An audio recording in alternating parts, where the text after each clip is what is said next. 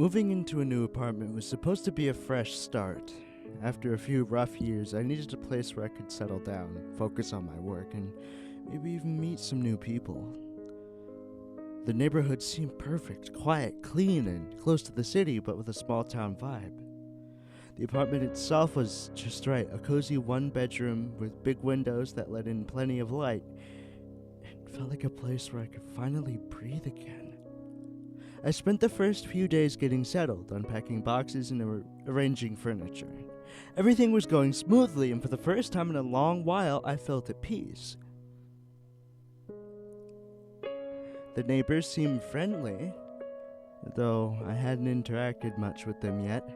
I'd pass them in the hallway or see them in the courtyard, always offering a polite smile or nod, which they returned. It was the kind of place where people kept to themselves, but were still neighborly. But something was off, even from the beginning. At first, I couldn't quite place my finger on it, just a vague sense of unease that would wash over me at odd moments. It was nothing concrete, just the feeling that something wasn't right.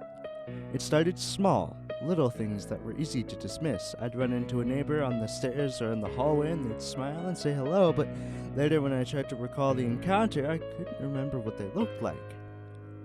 Their faces seemed to blur in my memory as if they were out of focus in a photograph. I shrugged it off, blaming it on the stress of the move. The newness of the place, After all, I was bad with faces to begin with. But as the days went on, the feeling of unease grew. One evening, about a week after I'd moved in, I had an unsettling experience that I couldn't shake. I was coming back from a late-night grocery run when I ran into one of my neighbors in the lobby. She was an older woman with gray hair pulled back into a bun, dressed in a simple floral dress. She smiled at me. We exchanged pleasantries. "Late night?" she asked. "Yeah," I replied, holding up the grocery bag. "I needed a few things." She nodded, her smile warm but odd. Something about her smile didn't seem quite right.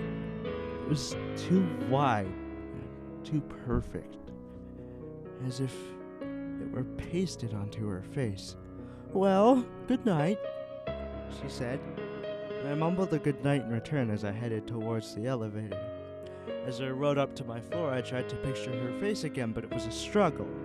Her features were already slipping away, melting into an indistinct blur, and by the time I reached my apartment, I could barely remember what she looked like at all. That night, I had trouble sleeping.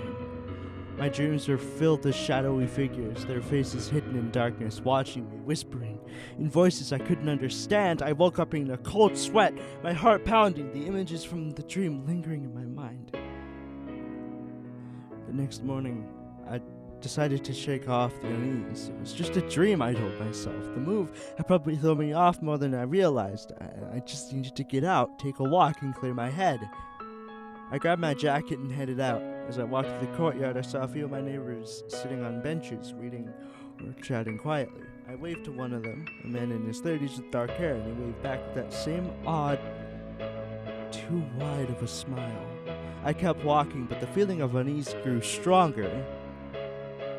There was something wrong with the way they moved, the way they looked at me. I glanced over my shoulder and saw that they were still watching me. Their faces turned towards me, their eyes blank and expressionless. I hurried out of the courtyard, trying to shake off the fear that was creeping up my spine. Maybe it was just paranoia, I told myself. Maybe I was letting my imagination get the better of me. But as the day went on, the strange encounters continued. I started avoiding my neighbors, taking the stairs instead of the elevator, keeping my head down when I walked through the courtyard. But no matter how much I tried to avoid them, they were always there, watching me with those unsettling smiles. One evening, I was sitting in my apartment trying to focus on some work when I caught my reflection in the window. For a second, I didn't recognize myself. My face looked pale and drawn, my eyes sunken and hollow. I shook my head, trying to clear the fog from my mind. It was just stress, I told myself. I just needed to get a grip. But The next time I looked in the mirror, I noticed something that sent a chill down my spine. My features were fading.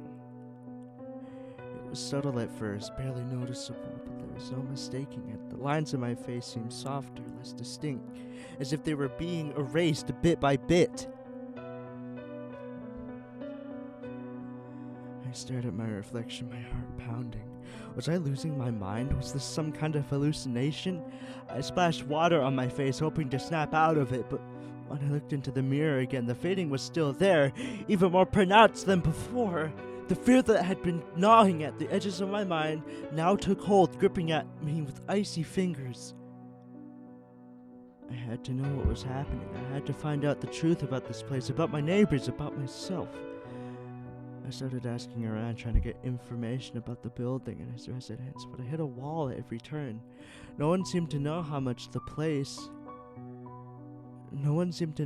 about the place, and those who did were evasive, giving me vague answers and avoiding eye contact. It was as if the entire neighborhood was in on some kind of secret, one they weren't willing to share. My anxiety grew with each passing day, and my reflection continued to fade. I became more and more isolated, avoiding everyone, even my friends and family. I couldn't let them see what was happening to me. I couldn't explain it without sounding insane.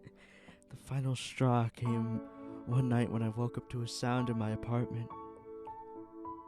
A soft shuffling noise, like someone was moving around in the darkness. My heart leaped into my throat as I sat up, straining to listen. The sound was coming from the hallway just outside my bedroom. I grabbed a flashlight from my nightstand and crept out of bed, my hands trembling. As I approached the door, the noise stopped and an eerie silence filled the room. I hesitated, my hand hovering over the doorknob.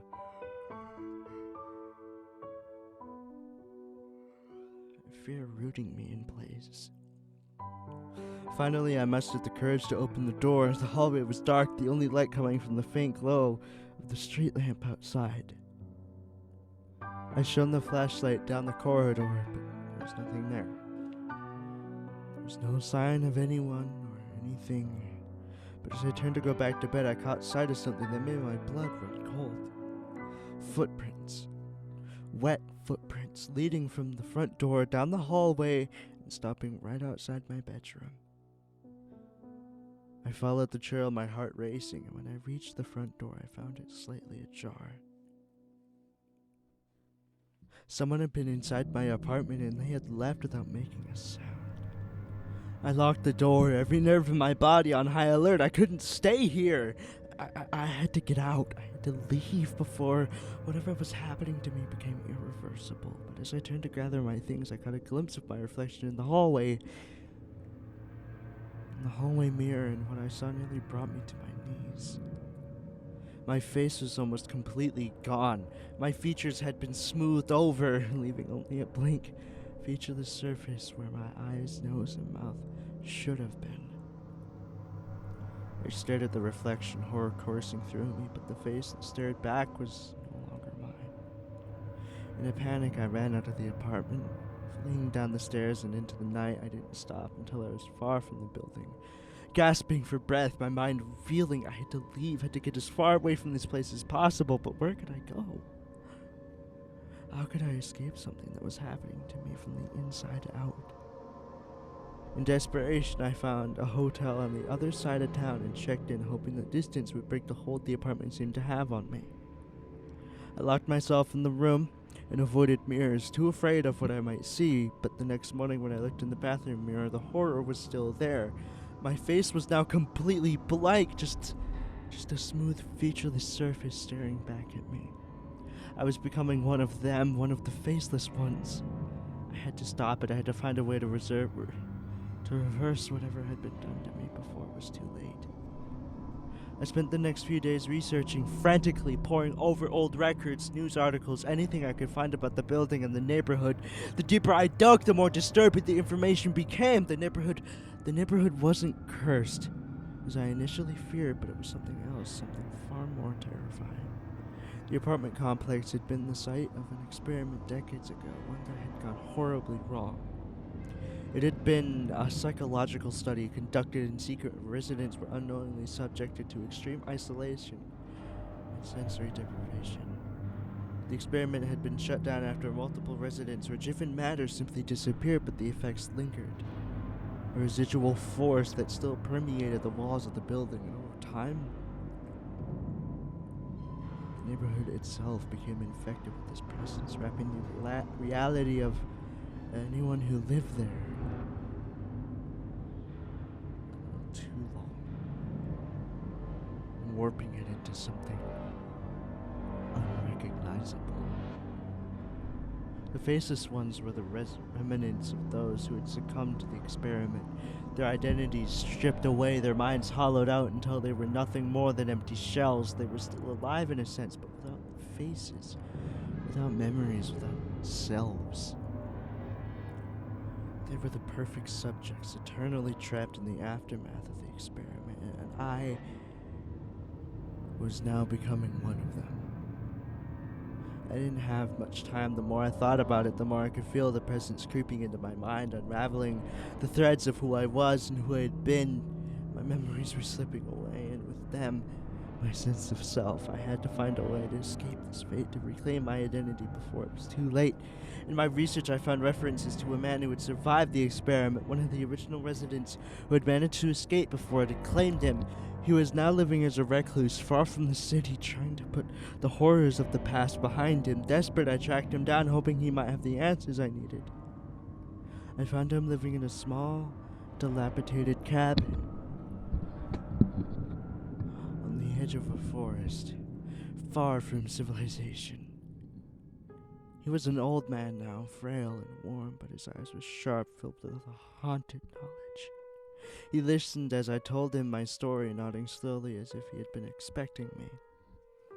You can't escape it, he said, his voice low. Not completely. But you can fight it. You can reclaim yourself. He told me that the only way to resist the effects of the experiment was to reconnect with who I was, my memories, my identity, my essence. I had to anchor myself in the reality of who I was before the experiment could take it all away. He handed me an old journal, his own from the days when he had been a resident in that cursed building. It was filled with notes, memories, and thoughts, his way of holding on to himself during the experiment. He urged me to do the same, to write down everything I could remember about myself, to hold on to those memories as if my life depended on it. Because it did. I returned to the hotel and began writing furiously, trying to capture every memory, every detail about my life before all faded away. It was exhausting mentally and emotionally, but I felt the presence weakening with each word I wrote. The more identity I tried to focus myself on, the less power it had over me. All I had to do was focus on my identity. All I have to do is focus on my identity. But the battle wasn't over. The faceless ones knew I was fighting back, and they weren't going to let me go easily. That night as I was writing, I heard shuffling outside of my door again. This time inside the hotel room. My heart pounded as I turned to face the mirror, and there they were, standing behind me, their featureless faces reflecting back at me, their blank eyes staring into mine. They reached out with their hands, but this time I was ready. I clutched the journal to my chest, refusing to let them take me. I focused on my memories, on the life I had lived, on the person I was. And then in a moment of clarity, I spoke my name out loud, my voice firm and resolute. I am Junior. I am not one of you. The faceless ones hesitated, their hands faltering, and in that moment, I felt a surge of strength, of self. I pushed back against their presence, forcing them out of the room and out of my mind. They disappeared, vanishing into the darkness, and I collapsed onto the bed, exhausted but victorious. I knew then that I had won, that I had reclaimed myself from the grip of the experiment. My reflection in the mirror was my own again, my features clear and distinct. I was whole, and I would remain that way as long as I held onto my memories, to my identity.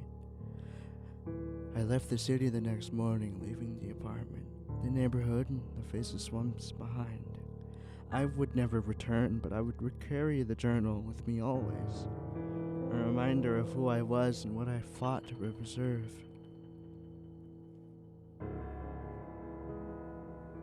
A reminder of who I was and what I had fought to preserve. Because in a world where identity can be stolen, where memories can be erased, holding on to oneself is the greatest victory of all.